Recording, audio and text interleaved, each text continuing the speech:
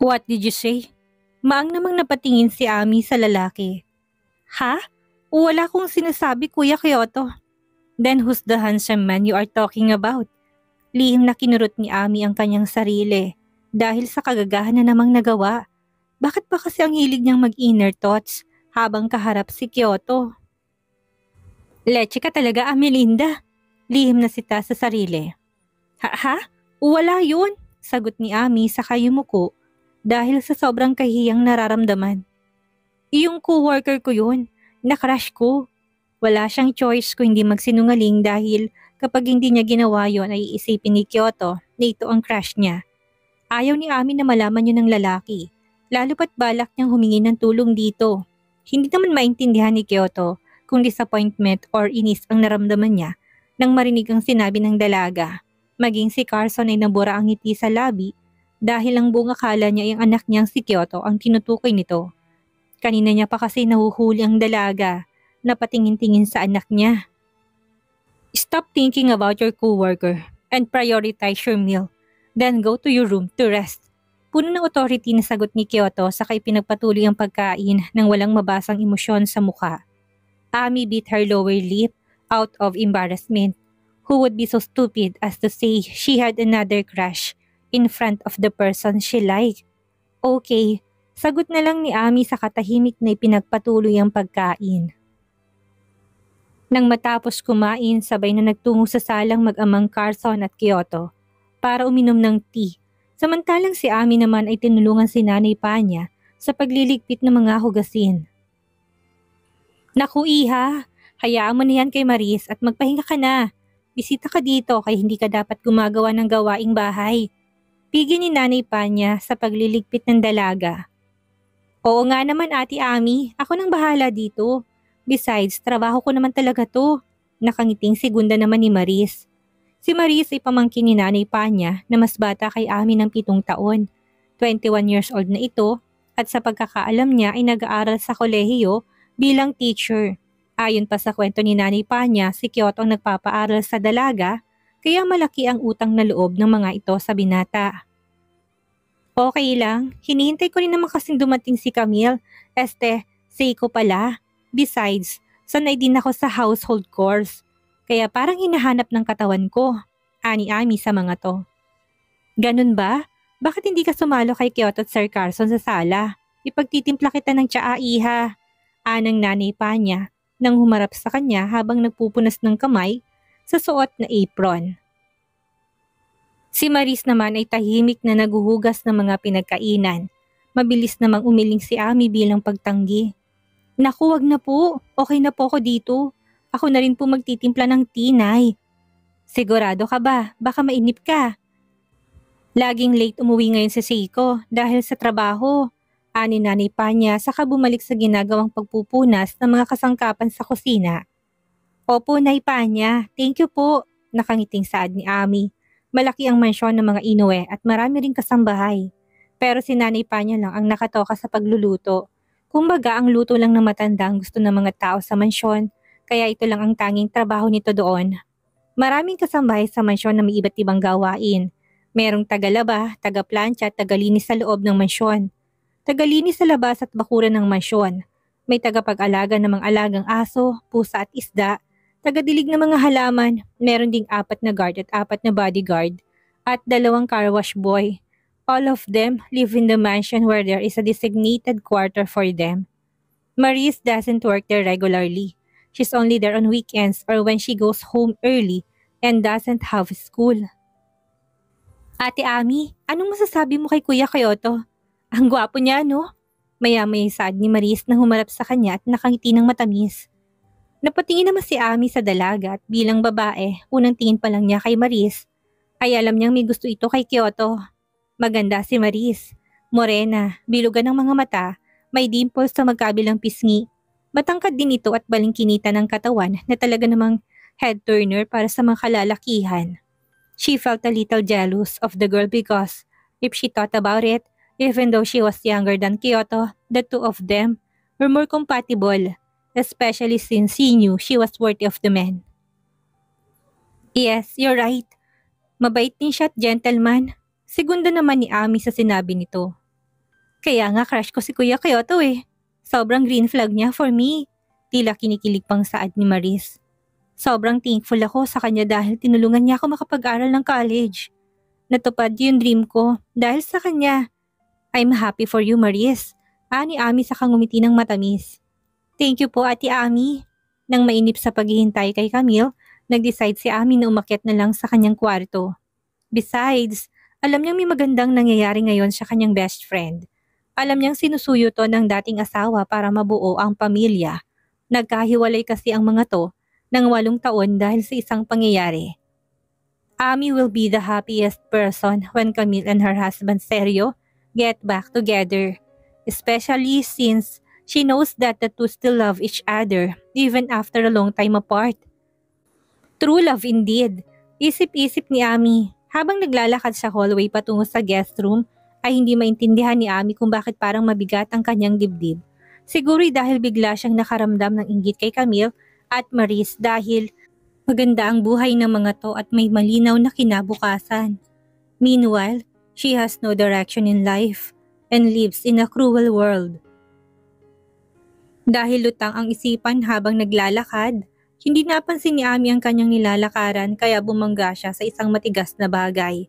Pero sa halip na masaktan, nagtaka siya kung bakit heaven ang naramdaman niya lalo pat napakabango nito. Mas lalo pa niya tuloy isiniksik ang mukha at pumikit. Nananaginip siguro ako. Bakit kaamoy ni Kyoto ang higaan ko? Isip-isip ni Ami. Did you mistake me for your crush? That's why you acted like that? Sa narinig ay nagbalik sa ulirat si Ami at para siyang nakakita ng multo nang mapatingala sa lalaki na pagkamal niyang kaaman niya. Shemay, Amelinda del Rosario, gaga ka talaga. Did you mistake me for your crush? That is why you acted like that? Tila naging bangungot ang masayang panaginip na yon nang marinig ni Ami ang pamilyar na boses ng lalaki. At hindi nga siya nagkakamali dahil pagdilat niya ay ang masamang mukha ni Kyoto ang nakatingin sa kanya. Hindi pala kama kundi matipunong dibdib nito ang inalala niyang niyayakap niya. Ay bakla ka! Sa gulat ay bulalas ni Ami. Saka nandidilat ang mga matang napaatras palayo sa lalaki. Pero dahil hindi niya tinitingnan ang kanyang nilalakaran kaya naman natisod siya sa sarili niyang mga paa. Napapikit na lang si Ami at hinintay na lang niyang bumalibag siya sa marmol sa sahig nang bigla isang matipunong bisig ang pumulupot sa kanyang baywang at sinalo siya sa akmang pagkakahulog. You're so clumsy, bulalas ni Kyoto habang masamang mukhang nakatingin sa dalaga. Samantala, akala ni Ami ay sa cliche romance drama lang nangyayari ang eksenang iyon na madudulas ang bidang babae at sasaluhin naman ang bidang lalaki saka magkakatitigan. Yun pala, maging sa reality nangyayari yun. Feeling tuloy ni Ami bida siya sa isang K-drama na mga oras na yon. At dahil halos isang dangkal lang ang pagitan ng kanilang mga mukha, doon lubusang napatunayan ni Ami na talagang perfect ang mukha ni Kyoto. Napakagwapo, walang pores, natural na matangos ang ilong at may kissable lips. Ang perfect mo, Kuya Kyoto. Hindi mapigil ang usal ni Ami habang titig na titig sa lalaki. Sa narinig naman ay hindi maiwasang makaramdam ng pagkailang ni Kyoto. Lalo pa titig na titig pa ito sa kanya. At kung hindi nga lang nito binanggit ang pangalan niya, iisipin niyang ang crush nitong tinutukoy ng sabihin ito. Are you drunk? Sa halip ay sagot na lang ni Kyoto saka maingat na itinayo ang babae. Ha? Ba't naman ako malalasing? Saka nagsasabi lang naman ako ng totoo. Masama ba? Sagot naman ni Ami habang nakanguso. Naisip ni Ami na maikli lang ang buhay. Baka bukas yung makalawa, mamamatay na siya. Mas maganda nang masabi niya sa lalaking paghanga niya dito pagdating sa physical appearance. Pero never niyang sasabihin na crush niya to. Never! Stop daydreaming about your crush and go to your room now. Sa halip ay inis na utos ni Kyoto sa dalaga. Anong crush? Ikaw tong sinasabihan ko ng gwapo, hindi yung crush ko, no? Kung sa bagay, iisa lang kayo. Isip-isip ni Ami na gustong mangiti pero pinigilan niyang sarili. Well, I don't care. Ngumuso naman si Ami sa sagot nito. Pinuri na nga, galit pa. Bubulong-bulong na saad niya sa kainirapan ng lalaki. Umarko ang makakapal na kilay ni Kyoto sa narinig. What did you say? Wala, ang sabi ko, oo na, papasok na. Nakasimangot niyang saad sa katumalikod at nagmarcha palayo. Naiinis siya dahil napakasungit nito at para bang mainit ang ulo. Hindi tuloy niya maintindihan kung anong problema nito sa kanya. Pagdating sa kwarto, kaagad na sumalampak si Ami sa malapad na kama habang nakatingin sa kisame. Makalipas ang ilang sandali, isang mahinang katok ang narinig niya mula sa labas ng kanyang kwarto. Dahil sa pag-aakalang si Kyoto ang kumakatok dahil gusto ditong mag-sorry sa mga sinabi kanina, maliksing bumangon ng dalaga sa kama pero pagbukas niya, ang nakangiting si Camille ang bumungad sa kanya. Bra, ikaw pala! Bati ni Ami sa kaibigan na hindi maitagong pagkadismaya sa tinig. Napangisi naman si Camille. Nakasalubong niya kasi ang kuya Kyoto niya sa hallway na pulang-pulang buong muka. May idea na kagad siya kung sino may gawa nun. Mukhang nagiging close na ang kuya Kyoto niya at ang bruha niyang best friend. Why? Nadismaya ka bang hindi si kuya Kyoto ang kumatok? Tanong niya sa kaibigan habang nakataas ang mga kilay. Nakaramdam ng kaba si Ami sa sinabi ng kaibigan. Si Camille ang klase ng tao na hindi mo matatagpo ang sekreto. Dahil daig pa nitong detective sa galing mag-analyze ng mga pangyayari. Ha? Bakit ko naman hinihintay ang kuya mo, Aber? Maanga namang sagot ni Ami sa kaniluwagan ang bukas ng pinto. Nagtuloy-tuloy naman ng pasok si Camille. Saka naupo sa malambot na kama. Do I need to know the reason? Sa halip ay nakangisi namang sagot nito. Gaga, reason ka pa. Wala naman talaga. Ani Ami saka sinara ang pinto. Ba't ka nga pala nandito? Okay na kayo ng asawa mo? Kitang-kita ni Ami kung paano namulang mukha ng best friend niya dahil sa sinabi niya. Doon pa lang sure siyang gumaganda ng relasyon ng mga to. Masaya siya para sa kanyang best friend lalo pat alam niyang sa nakalipas na 8 taon ay mahal pa rin nito ang asawa. Ano bang pinagsasabi mo? Nautal na sagot naman nito. Ngumiti ng makahulugan si Ami saka hindi na sinagot ang tanong nito at sa halip ay binago niya na ang usapan. Bakit ka nga pala nandito? May chika ka ba or problema? Kahit ano pa yan, handa akong tumulong. Wag lang tungkol sa pera. Sincere pero may himig pagbibiro na sabi niya pa. I went because I talked to Kuya Kyoto last night about your case. Anong best friend niya na biglang sumeryosang boses. Natigilan si Ami sa narinig. Kagabi pa nakapag-usap ang mga to. Ibig sabihin nalaman na nito ang tungkol sa kanyang sekreto. Pero bakit wala man lang siyang nakitang pag-iwas o pandidiri sa kanya? Bakit kung umasta ito'y parang normal lang ang lahat kahit pa nalaman nito na marumi siyang babae? Really? Yup. In fact, gusto ko niyang makausap ng personal. Tungkol sa kaso, nakakunot no si Ami sa narinig. Magkasama kami kanina pero wala siyang sinabi sa akin about dyan. Sandaling nag-isip si Camille. Maybe he's just looking for a good opportunity to talk to you. You know, the topic is sensitive. Kung sa bagay, nahulog sa malalim na pag-iisip si Ami. Paano niya sasabihin ang lahat-lahat ng pang-aabusong ginawa sa kanya sa taong hinahangaan niya? Kinabukasan, katulad ng dati ay sinabay si Ami ng binata papasok sa trabaho. Mula umalis sa mansyon ng dalawa ay halos hindi man lang nag-uusap ang mga ito at magsasalita lang kapag magtatanong. Hindi tuloy mapakali si Ami at kinakabahan dahil alam niyang anumang oras ay kakausapin siya ng lalaki tungkol doon. She's not ready to tell her dark secret, especially not to Kyoto because apart from her ex-boyfriend Jake, no one else knows her secret. How is your work? Wala bang gumugulo sa'yo? Mula sa labas ng bintana ng sasakyan dumako ang tingin ni Ami sa lalaki na kasalukuyan nakafocus lang sa pagdadrive. Napamaang siya. Ha? Pumalatak si Kyoto sa babae at sa kainis na nagsalita. Do I really have to repeat what I say twice when I talk to you? Napapahiya namang inalis ni Ami ang paningin sa lalaki sa ibinaling sa labas ng bintana. Sorry, may iniisip lang kasi ako. Tungkol na naman sa crush mo? Tanong ni Kyoto na baka sa tinig ang iritasyon. Sa sinabi ay muling napatingin si Ami sa lalaki sa kaumiling-iling. No, tungkol sa trabahong iniisip ko. Pagsisinungaling niya. So how is your work? May gumugulo ba sa'yo?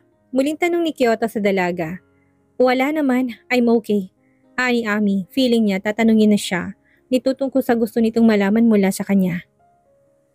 Inihanda na ni Ami ang sarili sa anumang katunungang ibabato nito sa kanya. Good. Sa halip ay sagot ni Kyoto na ipinagtaka naman ng dalaga. He wanted to talk to Amelinda about the case. she wanted to ask for his help with, but he knew that the woman was still hesitant to tell him everything, so he gave her a little more time. By the way, where is your parents? Paano kayo magkakilala ng kapatid ko? Tanong pa ni Kyoto para kahit paano'y maalis ang pagkailang ng dalaga sa mga sandaling yon. Ramdam niya kasing kanina pa to hindi mapakali na para bang gustong umiwas sa kanya. Nasa province, Kuya Kyoto. Lumuwas kasi ako ng Manila para magtrabaho habang nag-aaral. Ani Ami sa kabahagyang ngumiti. Nagkakilala kami ni Camille nung time na kakaluwas ko lang sa Manila. That time, naghahanap ako ng boarding house. Nagkasabay kaming kumain sa isang karinderya, tapos narinig niya naghahanap ako ng matitirhan. Kaya inalok niya ako, nahati na lang kami sa tinitirhan niya. I can say anything to Camille because she's so kind. We never fight because we understand each other. Napatango-tango naman si Kyoto. Base sa kwento ng kapatid niya, nagsimulang pang-abuso ni Harold Bajaras kay Ami nung naghahanap pa lang ito ng trabaho.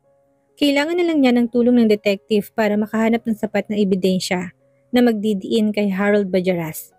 Inalam ni Kyoto ang lahat ng tungkol kay Harold Bajaras at napag-alaman niya, hindi lang ito basta isang businessman kundi isa rin tong drug dealer. Wala pa siyang sapat na ebidensyang magdidiin sa lalaki pero gagawin niyang lahat para makakalap ng matibay na ebidensya. It's rare to find true friends these days, so you're lucky to have each other. Ani Kyoto habang ang paningin na hindi inaalis sa pagmamaneho. Matamis na napangiti si Ami. I know. Maya-maya'y naisipan din ni Ami na tanungin ng lalaki. Tutal ay nagtanong naman ito tungkol sa kanyang buhay. Kaya wala naman sigurong masama kung siya ang magtatanong. Kuya Kyoto, can I ask you a question? Mula sa rearview mirror ay sinulyapan ni Kyoto ang dalaga at nagkataon namang nakatingin din ito kaya nagtama ang kanilang mga paningin. Si Ami na rin ang unang nagbawi ng tingin dahil bumilis ang tibok ng kanyang puso. Nakakapalpitate pala kapag may katitigang gwapo. Isip-isip ni Ami. It's okay, as long as not personal. Sagot naman ni Kyoto. Ang daya mo naman, bulong ni Ami pero sa kasamang palad ay dinig pa rin niya ng lalaki. Ano bang itatanong mo? Itatanong ko lang naman sana kung may gusto ka ba sa akin. Bakit kinag-break ng girlfriend mo? Ani Ami na kinagat ang sariling labi. Lagi na lang talaga siyang binibenta ng inner thoughts niya. Lihim namang napailing si Kyoto kahit kailan talaga'y kakaibang babaeng ito. Masyado tong vocal sa mga iniisip at nararamdaman. Ilang segundong nanahimik si Kyoto at nag-isip kung sasagutin ba ang tanong ng dalaga. But because she wanted her to be comfortable with him, once the case began, he decided to answer her. Isa pa wala namang masama kung sasagutin niya yun dahil tapos na yun. She married someone else. Gulat na nilingon ni Ami ang lalaki pagkasabi nito ng salitang yun. At sa tulong ng rearview mirror ay kitang-kita niyang lungkot sa mga mata nito. I'm sorry, tinanong ko pa. Paghingi niya ng dispensa sa lalaki. Masyado kasi siyang pakialamera kaya yan ang napapalaan niya. It's okay, she's married and that's it. Ang gwapo-gwapo mo, tapos nagpakasal lang siya sa iba? If I were him, I would never let you go. Ikaw na yatang best description ng lalaking perfect for me. Muli, hindi na naman napigilan ni Ami ang panggatsyada niya ng matabil niyang bibig, kaya kung ano-anong kahihiyan na naman ang nasabi niya sa lalaki. Mariin siyang napapikit sa kahihiyan at nakagat ang sariling labi dahil hindi siya makatingin sa lalaki. Kung pwede nga lang siyang tumalon sa kotse ay ginawa niya na. Leche ka talaga, Amelinda! Hindi ka na nagtino! Lihim niyang kastigo sa sarili. Subalit maya-may nagulat si Ami nang sa kauna-unahang beses ay nakita at narinig niya na humalakak ang lalaki. Akala niya hindi ito marunong gumiti man lang pero habang pinagmamasdan niya ito, ng mga sandaling yun ay para siyang naengkanto. Shemay, napakagwapo! You're a really strange woman. Anang Kyoto nang tumigil sa pagtawa at nakangiting sumulyap sa dalaga. Ha? Bakit naman? Nothing. Yun lang ang sinagot ni Kyoto sa dalaga saka ipinagpatuloy ang pagmamaneho. At ilang sandali pa'y narating din nila ang destinasyon kaya kaagad na ring bumaba si Ami. Don't call me. I'll pick you up later. Paalala pa ni Kyoto bago tuluyang tumalikod ang dalaga. Okay, sige. Naging maayos ang maghapon ni Ami at katulad ng dati, excited siyang umuwi dahil alam niyang susunduin siya ng lalaki. Blooming ka yata ngayon, Ami. May boyfriend ka na? Nanunuksong tanong sa kanya ni Kim. Boyfriend ka dyan? Masama bang mag-ayos? Nakairap niyang tanong sa katrabaho. Okay, sabi mo eh. Nakangising tumalikod ng kanyang katrabaho at kaagad naman niyang sinundan ito para sabay lumabas ng bangko. Pero ngiti ni Ami na abot tenga kanina ay biglang naglaho ng isang pamilyar na kotse ang makita niyang nakapark sa tapat at mayroong bodyguard na nakatayo sa labas noon. Otomatikong nanginig ang buong katawan ni Ami nang makilala kung sino ang taong sakay noon.